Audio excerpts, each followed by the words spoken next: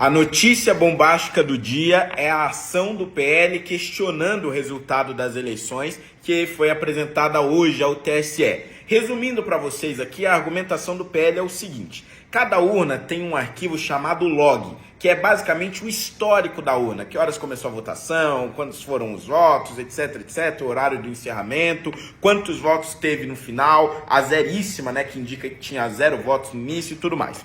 Só que acontece que nos modelos antigos, anteriores a 2020, esse código não é individualizado por urna, é um código genérico. É como se todas as urnas fossem um treco só e você não conseguisse individualizar esses logs. Ao contrário das novas urnas fabricadas a partir de 2020, onde é possível você fazer essa individualização.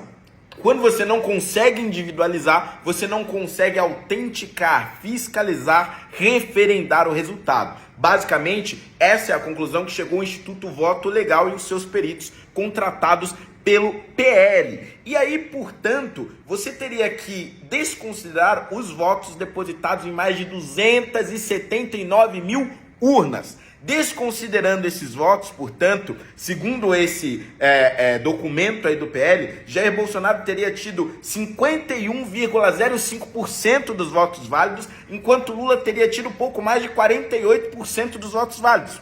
As regiões ficariam mais ou menos idênticas ali, os resultados da eleição. Lula ganharia com grande vantagem no Nordeste e tudo mais, Bolsonaro com vantagem no Sul e Sudeste, mas Bolsonaro teria ganhado, por exemplo, em Minas Gerais e ampliado a sua vantagem em alguns estados. Isso daria a ele a vitória, segundo esse relatório do PL. O Alexandre de Moraes deu uma decisão dizendo que o PL também precisa justificar este relatório em relação ao primeiro turno. Só que a questão é o seguinte: ele condicionou isso à existência da ação. Isso é, se o PL não apresentarem até 24 horas que aconteceu no primeiro turno a mesma coisa que eles estão dizendo que aconteceu no segundo, ele vai simplesmente ignorar a existência da ação. Isso não faz o menor sentido. Se o relatório de fato comprova uma fraude ou um equívoco no segundo turno, cabe à Justiça Eleitoral, no mínimo, investigar e não ameaçar extinguir a ação, acabar com a ação do dia para a noite, simplesmente porque um outro fator relacionado a outro caso, se é o primeiro turno, não foi